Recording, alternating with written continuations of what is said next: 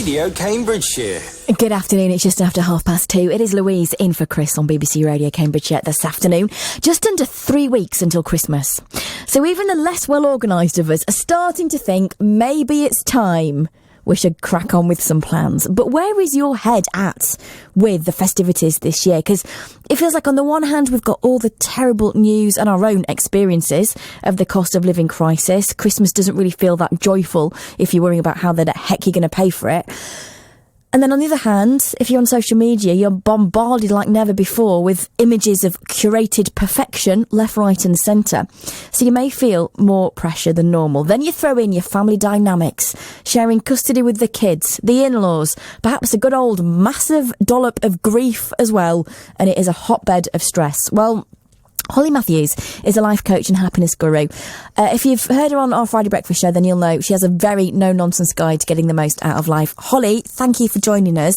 You're welcome. Christmas, where are you with Christmas? Is it something that you're looking forward to, or you're going to hide under the duvet till mid-Jan?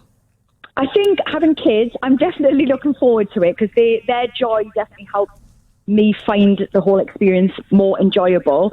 And over the years, I have become very strict on boundaries, on understanding what my own stressors are, what my own triggers are around Christmas, and just really protecting myself. So this year, I hate to say it, I'm a little bit ahead of my normal self and quite on top of stuff. So I feel all right about it this year. Now, I'm wondering, I've seen so many people over the last few weeks in newspaper articles or online saying, let's strip it all back. This is a year, if there's every year, to go back to the true meaning of Christmas and handmade gifts and not overspend. This is the year. Do you think we need to sort of reimagine Christmas when it comes to our own mental health? Oh, for sure. And I think even since 2020 life, when we kind of had Christmas shook up in the way that it was, I think over the last few years, we've had the opportunity to just see what we really want it to be like, to redesign it. And I think some people have definitely got on board with that. But as you say, if you go on social media, you'll see the same old kind of curated version of Christmas. But I do think on a human level, I think human to human, we are starting to see people change the way they're doing Christmas and definitely stripping things back. I've definitely heard people this year talk about stripping back things that had come in prior to the pandemic. So things like Christmas Eve boxes and matching pajamas and things that we hadn't seen in our youth, I guess. We didn't. Well, not up north, Holly, definitely not. You get an orange and be grateful. Exactly that. But I think we've actually seen people feel the pressure of that over the last 5 to 10 years. And now I do think you're right. I think people are going, do we really need to do that? Or could we just wear last year's pajamas? Yeah, or maybe they don't have to have rain days on. Maybe you could just wear your pajamas. Now, there is a social media influencer on social media. And I'm not going to dig into anyone because it's not the right thing to do. But I do not understand how people can follow this particular person and not feel completely and utterly useless and worthless by the end of watching these videos. And it's all basically about, it's like she's a movie star and lives in her own little world with her own little, almost little movies every day about her perfect life. And it's a bit soul destroying, if I'm honest. And I keep remembering, compare, despair. What are your top tips for not looking at the Joneses and looking at what you've got to keep your head above water? Yeah, well, I think what you just said there is absolutely right. And the comparison is the thief of joy. It is, we know it logically, but we have to action it. We have to be really ruthless with ourselves and honest, because sometimes we hate follow people, don't we? I think if you're still following that person, it's probably a hate follow. Like, it's just kind of... Oh, I'm obsessed with her. I'm obsessed with her. Yeah. And it's painful. It's also painful. And I think so many of us do that. We end up following people for some whatever reason, and it causes us pain. And so what we need to do, first and foremost, is be really honest that we hate following, and we need to go on an absolute Christmas unfollow spree and unfollow anybody that isn't serving you right now and making you feel good. If it doesn't make you feel good because of comparison, even if it's a bit embarrassing to admit, actually, that's the reason for it, so what? what we want is a stress-free, calm, joyful Christmas, and we don't need to see somebody whose life is very different to our own and perhaps might make us compare and feel bad. We just don't need it. So I think really it's about us being honest with ourselves and getting really ruthless, and it's very cathartic. You'll have so much fun just unfollowing all of people thinking, I don't need to see it. So, Holly, the stuff that we've spoken about so far, for some people might seem superficial. It's about the sort of the additions of life that you don't really need to worry about, especially if you're from a different generation where this, as my mother would say, it's just all nonsense. Get off your phone. But there's obviously massive issues at Christmas as well, such as family dynamics. If you're a single parent and you've got to move the kids around between households. Yeah. If you're dealing with grief, all sorts of things that are really, really triggering at Christmas. If perhaps, your family's there, but they're quite triggering. How do we deal with that, especially if it's the first Christmas of being a lone parent or the first Christmas without that special person?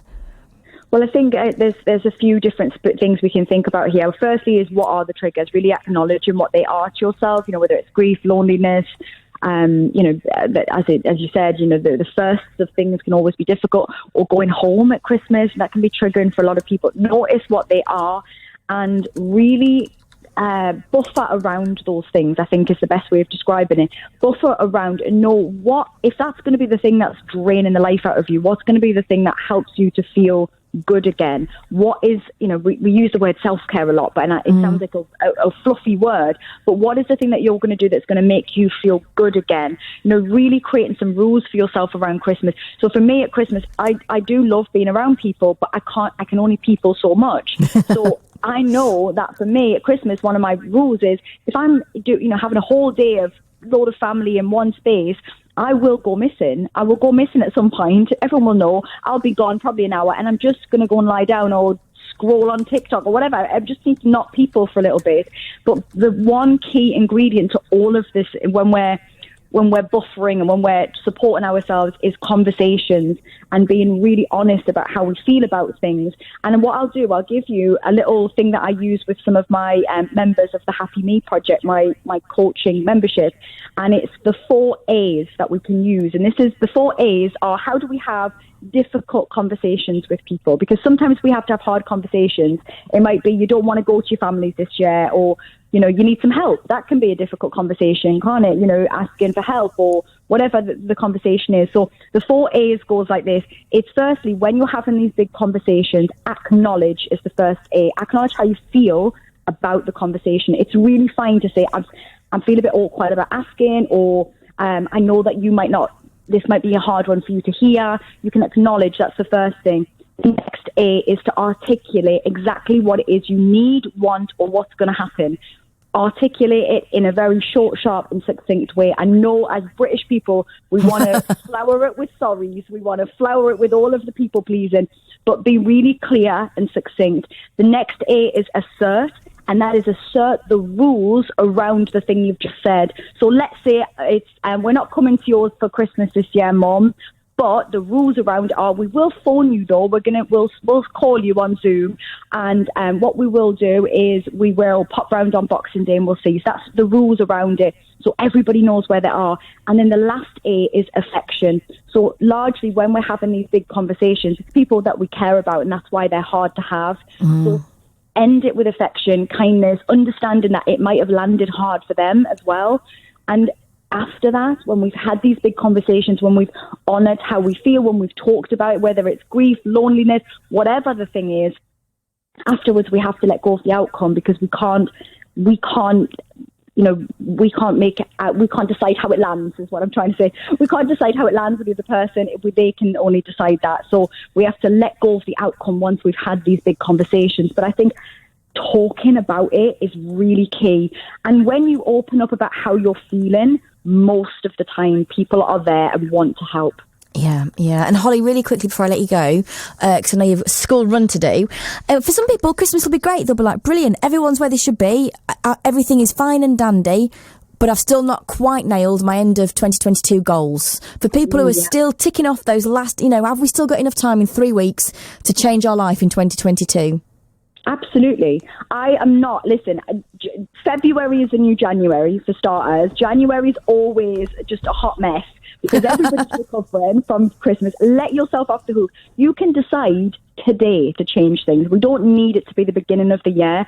And I'm always about the tweak rather than the overhaul. It doesn't need to be new year, new you. There's nothing wrong with the old you. You're fabulous. Whoever is listening, and you particularly, Lou, you are absolutely fabulous. So we need us just embrace who we are. Stop telling ourselves we need to be a new person when the clock strikes midnight, because it's just not true. So just be kind to yourself. If there's something you want to do right now and you're thinking, I really wish I'd done that, can you do anything right now to support yourself with that? If you can, we'll go and do it. It's as simple as that. Really simple. Don't wait for stuff. We have 3 weeks left of this year. That's not like a little amount of time. Go and do something. If there's one little step, if you've got to make that phone call, send that email, do the thing, do it, because a lot of people will have gone to sleep, so you might be ahead of the game anyway. Good point. Holly Matthews, thank you so much for coming on this afternoon. You can find Holly on all the social medias, and your book, The Happy Me Project, is out as well, isn't it, Holly? It is a Happy Me Project on all of the places you can get books, and if you go to IamHollyMatthews.com, you will find all of my stuff on there. Amazing. You are a legend. Have a lovely Christmas, Holly, if I don't speak to you before. Thank you so much for coming on. It is 2:45.